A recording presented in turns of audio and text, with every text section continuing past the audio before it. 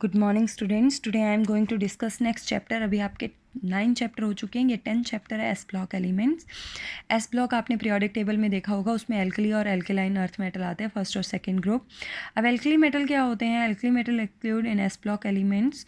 First group of the periodic table is called alkali metal. Its general electronic configuration is NS1. NS1 क्यों लिखा? क्योंकि last का जो shell है वो NS1 ही होगा। देखो N का नंबर चेंज होता जाएगा पर S में कितने इलेक्ट्रॉन होंगे? 1 ही होंगे। लिथियम की electronic configuration 1s2 2s1, sodium की 1s2 2s2 3s1, पोटाशियम की 1s2 2s2 3s2 3p6 4s1। अब नेक्स्ट है physical properties of alkali metal. सबसे पहले एटॉमिक रेडियाई की बात करते हैं। Alkali metal have maximum atomic radii. Alkali metal का एटम का रेडियस बहुत ज़्यादा होता है और नीचे की तरफ जो एटम का रेडियस है वो इंक्रीज़ होता जाता है। क्यों इंक्रीज़ होता जाता है? एक तो एटॉमिक नंबर बढ़ रहा है, एक नंबर ऑफ शेल इंक्रीज़ हो रहे हैं। नेक्स्ट है आयनिक रेडियाई। ऑब्वियस है, जब ये इलेक्ट्रॉन लूज़ करेंगे तो ये आयन बनाएंगे। Then they form monovalent cation by losing electron from their valence shell, hence ionic radii increases down the group. Next, ionization enthalpy. They have minimum ionization enthalpy because of their large size and only one electron in their outermost shell. तो electron को निकालने के लिए इनको बहुत कम energy देनी पड़ती है और down the group ionization enthalpy decreases because size increases. ठीक है, एंड इलेक्ट्रॉन इजीली क्या हो जाएगा? लूज हो जाएगा। नेक्स्ट है इलेक्ट्रोनेगेटिविटी। ये लीस्ट इलेक्ट्रोनेगेटिव होते हैं, ये इलेक्ट्रो पॉजिटिव होते हैं। ठीक है, अल्कली मेटल इलेक्ट्रो पॉजिटिव होती है। नेक्स्ट है ऑक्सीडेशन स्टेट। दे show +1 oxidation state, monovalent cation बनाते हैं। ठीक है, और कैटायन बनाने के ऑक्सीडेशन स्टेट और जो मेटालिक कैरेक्टर है, मेटल का काम क्या होता है? ऑक्सीडाइज्ड होना। They easily lose their electron. तो ऑक्सीडेशन जो नेचर है वो नीचे की तरफ इंक्रीज़ होगी, क्योंकि नीचे की तरफ इलेक्ट्रॉन लूज़ करने की टेंडेंसी और ज़्यादा इंक्रीज़ हो जाएगी।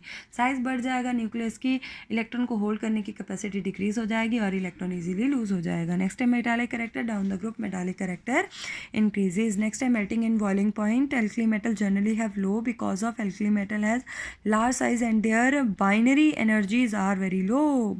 Down the group melting and boiling point decreases because binding energy also decreases. Density.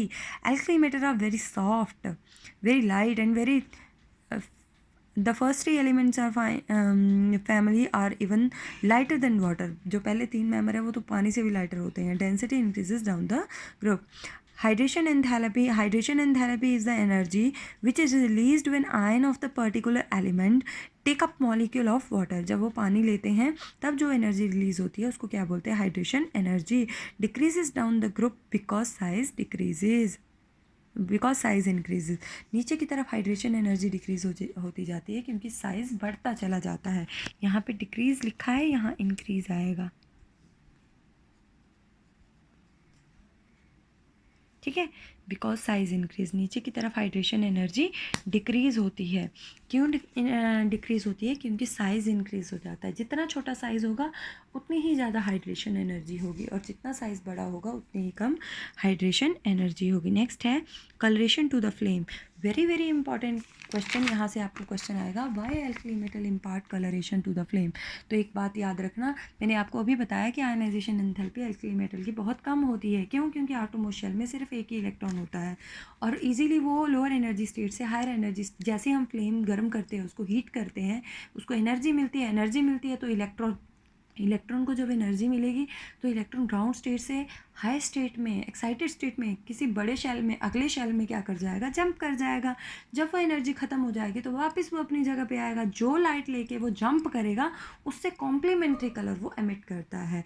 तो why alkali metal impart coloration to the flame? Because of their low ionisation enthalpy and having only one electron in their outermost shell. That's why they have very low ionization enthalpy. ठीक है, तो यही answer लिखा हुआ है. Alkali metal have low ionisation enthalpy. The energy of the flame is sufficient to excite their electron from ground state to higher energy state. When excited electron jump back to the ground state, the emitted radiation falls in the visible region of light and gave complementary color. Therefore, alkali metal impart coloration to the flame.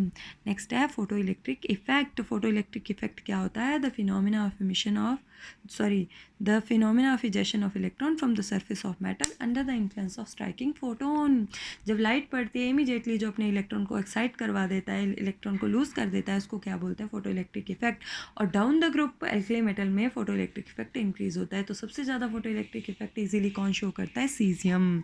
ये आप याद रखोगे। Next है chemical properties of alkali metal. Alkali metal oxygen के साथ react करके oxide बनाती है, और एल्कली मेटल वाटर के साथ मिलके हाइड्रोक्साइड बनाती है, ठीक है। और हाइड्रोक्साइड कार्बन डाइऑक्साइड के साथ मिलके सोडियम कार्बोनेट बनाते हैं। लिथियम ऑक्सीजन के साथ मिलके लिथियम ऑक्साइड बनाते हैं। सोडियम ऑक्सीजन के साथ मिलके सोडियम परऑक्साइड भी बनाता है। पोटाशियम ऑक्सीजन के साथ मिलके सुपर ऑक्साइड बनाता है, ठीक है। नेक्स्ट है बेटा रिएक्शन विद वाटर। वो तो आपको पता ही है, वाटर के साथ कोई भी एल्कली मेटल रिएक्ट करेगी तो वो हाइड्रोक्साइड बनाएगी। क्या बनाएगी? बेस बनाएगी। देखो एल्कली मेटल स्ट्रॉन्ग बेस बनाते हैं, क्योंकि वाटर के साथ रिएक्ट करके ये क्या बनाते हैं? स्ट्रॉन्ग बेस बनाते हैं। नेक्स्ट है nature of hydroxide. Basic strength increases down the group. नीचे की तरफ बेसिक स्ट्रेंथ इंक्रीज होती है। क्यों? क्योंकि हाइड्रोक्सिल ग्रुप लूज करने की टेंडेंसी नीचे की तरफ इंक्रीज होती है, क्योंकि साइज़ बड़ा हो जाता है, इजीली वो अपने OH को पानी में लूज़ कर देते हैं। जब हम पानी में डिज़ोल्व करेंगे हाइड्रोक्साइड को, नीचे जैसे मैंने सीजियम हाइड्रोक्साइड को पानी में डिज़ोल्व किया, तो इजीली वो हाइड्रोक्सिल आयन पानी में डिसोसिएट कर देगा।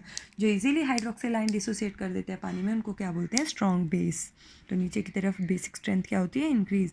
नेक्स्ट क्वेश्चन है very very important. Why lithium act as a very good reducing agent. होना क्या चाहिए? बहुत अच्छा ऑक्सीडाइजिंग एजेंट होना चाहिए, बट ये बहुत अच्छा रिड्यूसिंग एजेंट है। ऐसा क्यों है?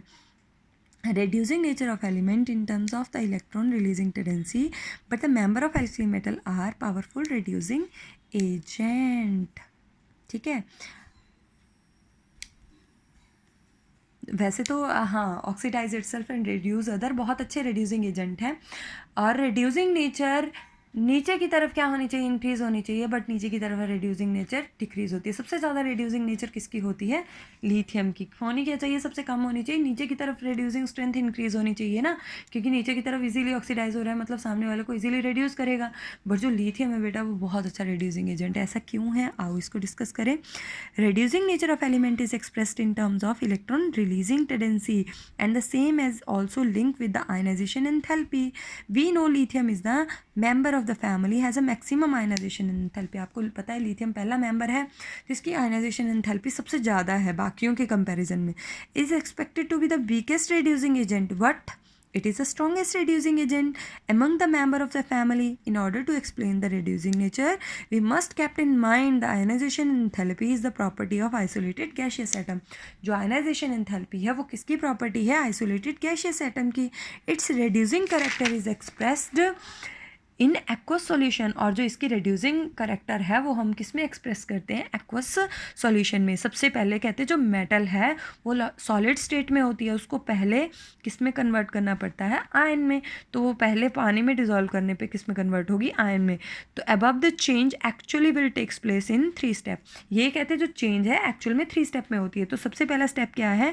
जो मेटल है वो सॉलिड स्टेट में है, उसको सबसे पहले गैशियस में वो इलेक्ट्रॉन लूज़ करता है ना, तो मेटल को सॉलिड से पहले गैशियस में कन्वर्ट करना पड़ेगा। यहाँ पे कौन सी एंथैल्पी यूज़ होगी? Enthalpy of sublimation. जब सॉलिड डायरेक्टली गैस में कन्वर्ट होता है तो उसको बोलते हैं सब्लिमेशन। तो यहाँ पे एंथैल्पी ऑफ सब्लिमेशन रिक्वायर्ड होती है। सेकेंड स्टेप है जब मेटल गैशियस स्टेट में आ गया तो वो इलेक्ट्रॉन लूज़ करेगा, तो एंथैल्पी ऑफ आयनाइजेशन चाहिए इलेक्ट्रॉन को लूज़ करने के लिए, ठीक है।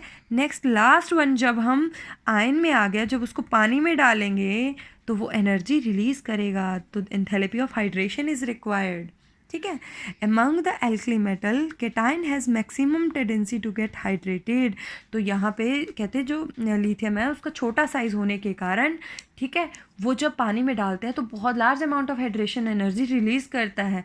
वो जो रिलीज़ करता है एनर्जी, वो ये दो एनर्जियों को कंपनसेट करता है। कंपनसेट मतलब वो एनर्जी यहाँ पे यूटिलाइज हो जाती है सॉलिड से गैस में कन्वर्ट करने के लिए और गैस से आयन में कन्वर्ट करने के लिए।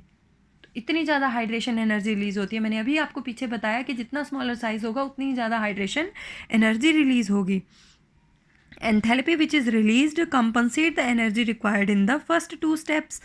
To a large extent, overall energy is needed to convert metal solid and ion is the minimum of lithium. Since the lithium require minimum energy when the changing to lithium positive ion, it is the strongest reducing agent. तो इसको सबसे कम energy चाहिए होती है ion में convert करने के लिए, क्योंकि इसकी हाइड्रेशन एनर्जी जो रिलीज होती है वो इजीली इलेक्ट्रॉन को बाहर निकाल देती है. इसीलिए लिथियम बहुत अच्छा रिड्यूसिंग एजेंट है, मतलब इजीली ऑक्सीडाइज होकर सामने वाले को क्या कर देता है, रिड्यूस कर देता है. आई होप आपको जितना मैंने ये समझाया आपको अच्छे से समझ आ गया होगा.